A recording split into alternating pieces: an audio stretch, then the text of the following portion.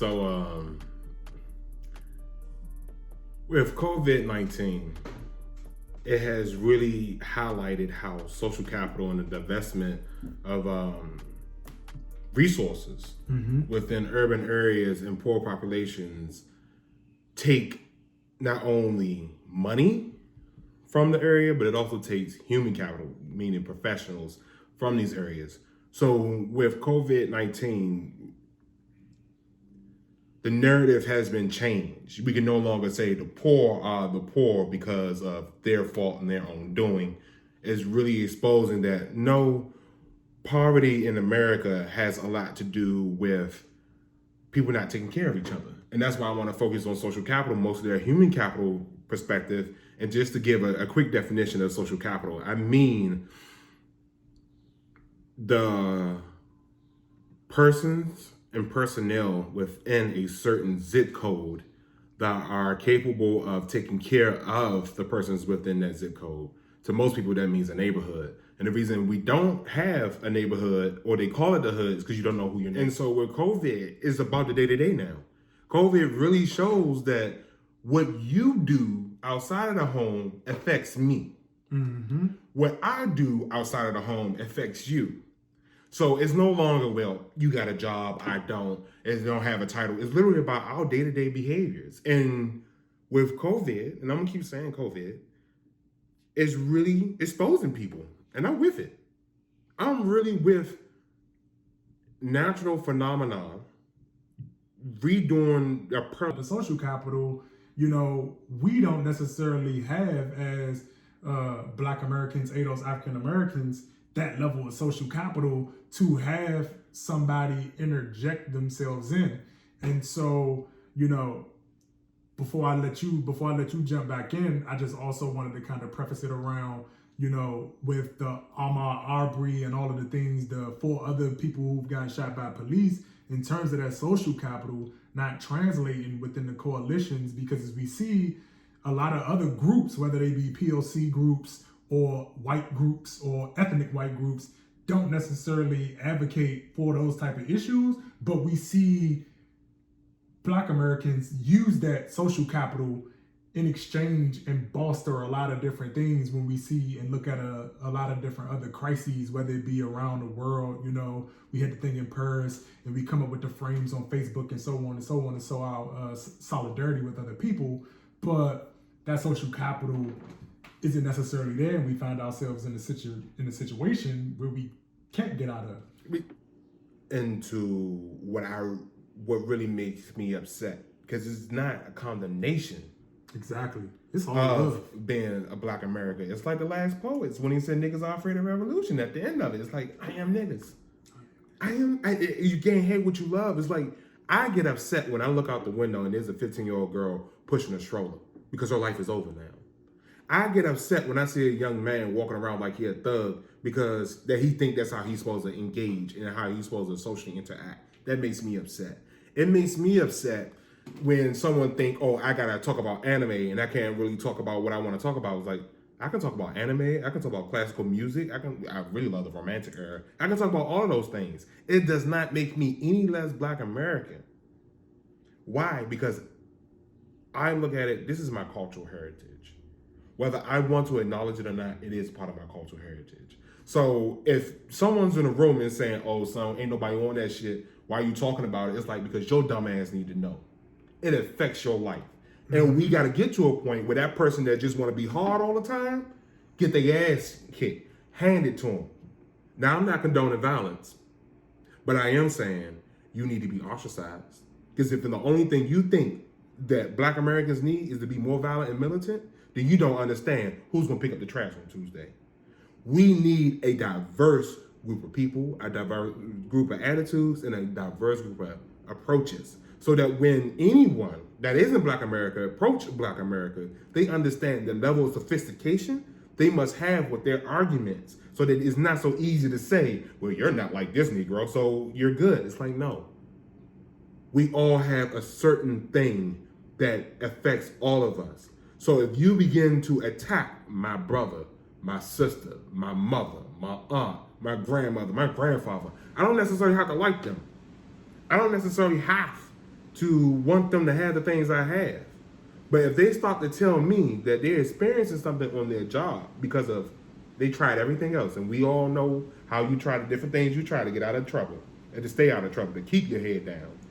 When you tried everything else and you still feel like you're being persecuted, that's why we need social capital.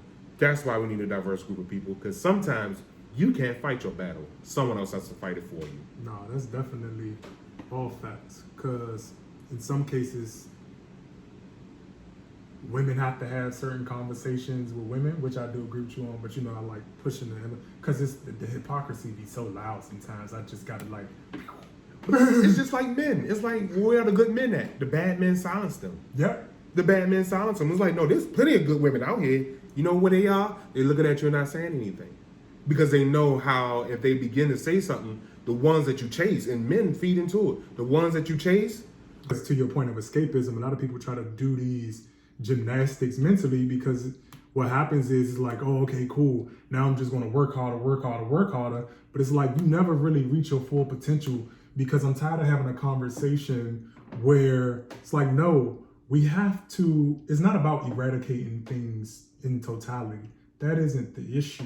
The issue is at the rate in which Black Americans, ADOS, fail. Neighborhoods, but I'll I'll bring it down to Black Americans, ADOS. Because in Black American communities, you had Black flight in the 80s, meaning you lost a professional class. Because in Black American communities, you do have a lot of people who work in nursing, but not to the scale in which they're able to help those around, meaning that Black America has to spend a lot of money because it doesn't have the social capital. So that Black America has to spend a lot of money because I can't ask a friend for a favor. So I was about to say, businesses themselves are also customers. Yes. And people don't understand when you are developing a business, you have to have that social capital because some of the things that like we even struggle with 3, 4, and 5 jobs to just make that bare minimum. So on some of it I understand, but then like in the city, a lot of people like bring jobs, but without developing that human capital, like you were saying, which translates into social capital. So unless you're investing in actual people, unless you're building up actual people in terms of their skill sets, in terms of their spiritual, mental, and all of those different things. You telling the truth, man. You know you're not supposed to tell the truth about it. You won't necessarily have the capacity to do these things because there are too many anomalies that exist. It's cut me off. I don't want to blow my own trumpet for too long. But the reason, going back to your thing, and I said that is because slaves never could be unskilled. You can't have a slave that's unskilled because that's like having somebody in your house that's just eating for no reason. So if we go Chocolate City, read that. Alexandria had slaves, and the reason that Alexandria, right across the river, is no longer part of DC is because they wanted to keep their slaves even though they couldn't afford them because it was a status. It's all about the status. It has been about developing humans it's giving them skills so that they're able to be self-sufficient. Now is that, I got to leave this hood because I want to be a neighbor in a neighborhood where people care about each other. Instead of, I'm going to be a change agent.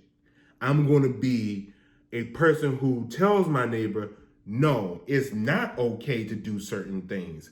No, it's not okay for you to send your kid to school smelling, looking like certain things. We don't have that in the Black American community no more, especially that's standard. Intergenerationally speaking, our elders get upset, but they don't want to accept what they did in the 80s. So can I? Renaissance, in all realness, was way more provocative than Black arts. Black arts is militant, but Harlem Renaissance went down to the heart and soul of Black America. And prove me wrong, Please. But at the same time, right now, the hottest topic online is Lil Boosie. And again, because Little Boosie feeds into, and they want to say Black masculinity. It's not just Black masculinity. Read That's the Joint. It is a anthology collected to talk about how hip hop fits into the context of America. and how hip hop is not that much different than what America really already does. It's about business, it's for business, and it's for people who are willing to do business. This is why values matter, because everyone's a customer.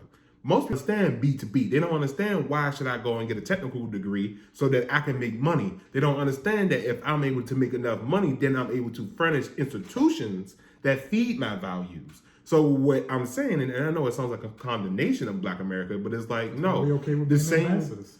It's the same thing with Baldwin when he says I get a right to critique America perpetually because I love her. It's because as a Black American, I love being a Black American and I love the history that I'm here to say a lot of y'all frauds. Most people. A lot of y'all frauds. Y'all sitting around here want to use the Black card, but when I'm in rooms in which I'm the only Black person and I'm hearing with how white Americans and everyone else has to engage, it's like, son, they being confused by us. Yeah. Because one person is saying one thing, another person is saying another thing, and everybody else is going like, how the hell am I supposed to engage with you? There is no consensus. There is none. But people have to begin to understand when that stance is not only detrimental to another group of people, but also to yourself. Malice. It's like, yeah, you want to eat the cupcakes and keep eating the cupcakes, but you also mad and critiquing that you aren't losing weight, right? Mm-hmm. I just had another example that I was going to jump in. I'm just like in the Black American community, we always talk about the soldier. Mm-hmm. I want a soldier. I don't want no scrub. But then you get mad when that soldier goes to prison and he can't help you raise a child. Or you get mad that someone's a scrub, but you don't want to acknowledge that they have been systemically ousted from economic enfranchisement. So then those two ideologies of I don't want a scrub or I need a soldier, we'll celebrate somebody coming out of prison before we'll celebrate somebody coming out of college. We'll celebrate someone having a baby, but we won't ask the question of how we're going to raise it. We'll go, you need to get out my house, but we don't want to stick with each other and have to deal with each other long enough so that we can have some ownership. And that's where I get to it's very duplicitous. It's like this duplicity and this duality. People, kind of go into this whole different... The code switching. Yeah. Oh my God, they make me code switch. No, they don't. Exactly. People do it on their own and they pass off the responsibility onto white people because it's like, yeah, no, you should continue to be that way. But the problem is we're holding up the facade in the narrative. It's like, no, be you. If you get exiled from institutions for being who you are or carrying out things in a certain manner, let that be. Because then what you do is you indict America and say you aren't really diverse, as diverse as you say you are. But people coalesce around this, let's code switch, let's move. We gotta move in silence and do all of it. No. You don't see white men castrating themselves talking about let's move in silence. And Michelle Obama, the former first lady, is 60. She comes from a different era. And that's where the intergenerational problem comes in. Because now is not her time to talk. As far as most people in that age, is like, I've done it. I lived it. Where's the next cohort coming from? But that's the problem. And I was having this conversation just the other day with Clayton, right? They were, or at least I feel as though the move should have been for the older generation to, again, I agree with you 100%, position yourself to where you don't have to make those statements. But they also have not taken the time to build on the social capital and human capital. Exactly. And I agree. They also have not put us in the position to come in behind them because what I said, I felt like should have happened was, look, bring all your people in. Parents, I feel like Black parents didn't like to, put their kids on. But as we see, nepotism never stopped anybody or any other group. Like, look, put people in place. You cannot say nothing. You may not agree with me, but just let me have that lane so that it can then move the needle in direction for us all, including you. Because Michelle Obama, you could bring in a drove of people, right? Let those people be firebrand, like leftists, whatever you want to call them. Let those people go in, go ham. people going to say whatever they going to say, but pull a move out of the GOP book and just act like you don't see these wild, like you said, knuckleheads doing what they do. That's where my issue is. It's like, yeah, I agree that the elders shouldn't have to be in a position to speak, but they consolidated their power in, it's like they got the seats and closed the door. But that's where, for me, we have to have a very honest conversation, and I'm having a conversation about solidarity in the sense of Black America needs to understand what Dr. Martin Luther King meant by the Poor People's March. Because Black America has been ostracized by institutions, it fails to understand the power of building institutions. And so much is about overcoming the narrative of white supremacy. And it's just like, once you understand white supremacy, it's just like, okay, so your pigmentation is lighter than mine. So you're telling me that because y'all were able to mob more effective than we were able to mob, and because we were sold by, again, Africa is not Camelot. Mm-hmm. We were sold by different ethnic groups to the Portuguese, then the Spanish, is also another conversation then around the why they don't Dutch, have a social capital. then the English. Exactly, because again, You were severed. Like, you were severed from your ethnic group. Like I get tired of Nigerian Americans getting mad at me. Oh my God, Nigeria shouldn't be called Nigeria. It's over 400 different ethnic groups. But then if you feel that way as a part of as a Nigerian American, it may not have been everybody, but until we had that conversation about, like, again, going back to the code switching, for whether that be in an economic way, whether it be in a social way, because again, Black flight is an economic code switch. Like, again, through redlining, through all of these systemic things, I know that my housing value not going to appreciate in this particular space. And I also know what that comes with. So let me move over here instead of build. Again, I get you, but let's have an honest conversation of what it led to. And let's talk about how do we move forward. Because that's, in the end, the goal in all of this, in terms of having a conversation about what happened. We, understand certain things took place, understand people made certain decisions, just like even people who, again, give advice, keeping your head down. That's not me, that's not who I am. I understand why Black men have taken that route in terms of navigating within institutions that don't necessarily, again, you've been excluded from, right? And so I get